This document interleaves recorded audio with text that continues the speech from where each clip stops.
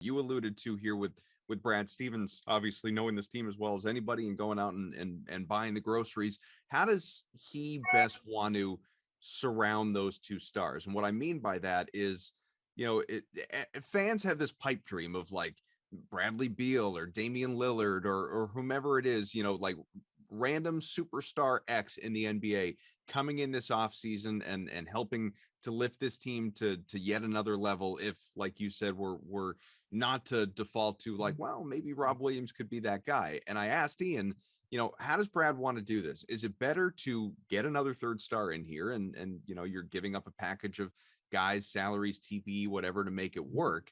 Or do you want sort of more of the Derrick White types in the sense that guys that maybe they're not stars, but they know how to play the game. They make the right decisions. They're smart, high IQ basketball players that again can play at a high level and come in and just help lift the collective, as opposed to that one guy that can drop 30 any given night.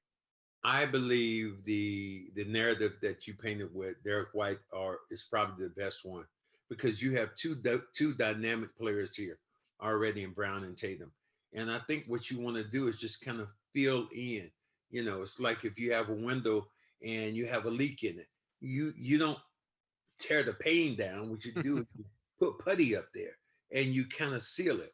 And I think that when you get those kind of players, and another thing about it, when you get an established guy, and say it was Dame Lillard, I don't know what kind of deals are going to be out there, but say it's Dame Lillard, you start looking at age.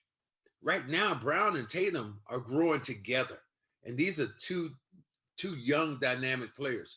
Rob Williams, young. Marcus Smart, young. So you got your core unit right now of young players who like each other. They've done something here lately which has surprised me. They lift weights after each and every game.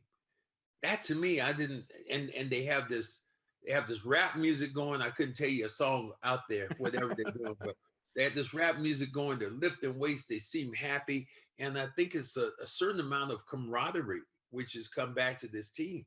It's almost like when I watched them do that, it's like almost like a college environment, and everybody's trying to pull for each other instead of over the last couple of years. Like, look, I didn't get mine, or he didn't get his, and so that's going to make us. We're not going to be good until I get mine. So as you look ahead, then this is sort of the next question for Celtics fans. We got a little time anyway for this to play itself out, but the buyout market, we'll see what guys become available, who ends up getting cut loose. We're starting to see it, like Goran Dragic is, a name that, briefly became available even as recently as last night, like Tristan Thompson. Rick Carlisle says, yeah, we're waiving him. He's going to Chicago after he played a pretty good game for Indiana and was around for all of about a week. Celtics have 3 roster spots to fill. And that's not to say, Max, that they have to fill them all. They had 5. They had to bring up a couple of guys immediately. So Sam Hauser and Luke Cornett found their way onto Boston's roster. And we'll see if Hauser in particular is someone that really gets an opportunity, because this guy can shoot. But with these 3 available roster spots, anybody that you're thinking could become available in the buyout market, who you think would just be a perfect addition here? Wow. That is really a very good question. The buyout market, what do you need here and on this team? Your bigs are really good. Tatum and Brown, I think you need a quality backup to either one of those guys, because you're gonna always have one of them on the floor. I would love to have something like that. You don't even look at bigs anymore, like a Drummond. As much as I like him, as talented as he is, he doesn't fit the scheme for this team. So remember when everyone was pining all over DeMarcus Cousins? How many times has he become available since? Well, give him this other thing too with with DeMarcus Cousins, is the fact that he also tore his Achilles twice. Yeah. So his ability to do what he did one time before is long gone now. So you have a completely different player.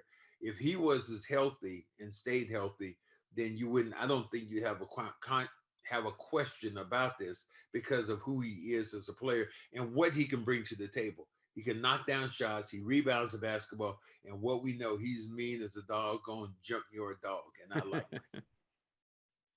Are you one of those that would really like to see Isaiah Thomas get another opportunity here, or to you feel like you've seen enough of what again, unfortunately, this is not a personal attack on him. This is just a professional reality. You've Mm. seen enough of what he is now based on all the different places that he's gotten an opportunity since that you're kind of I'm good. That's not a priority.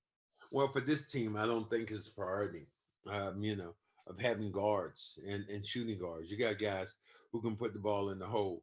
And there's times when you look at him, Isaiah, he becomes a liability on the defensive end. So uh, I've never seen a crowd base connect as well as they did with Marcus Smart.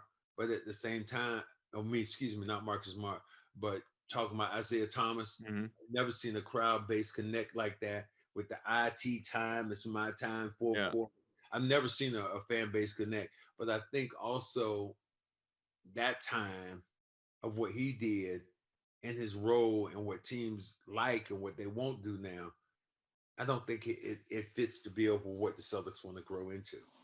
So what does this team need? I know you talked about more help on the wing to kind of, you know, supplement or just help out Tatum and Brown, but is it shooting? Like obviously this team has been making more shots, shooting a lot better over the last few weeks. Field goal percentage is up, effective field goal percentage, getting into the analytics and all of that. But I don't know, could a guy that's right there, Sam Hauser, I know he can't defend, but is he a guy that you'd like to see getting an opportunity just to be something of a spark off the bench?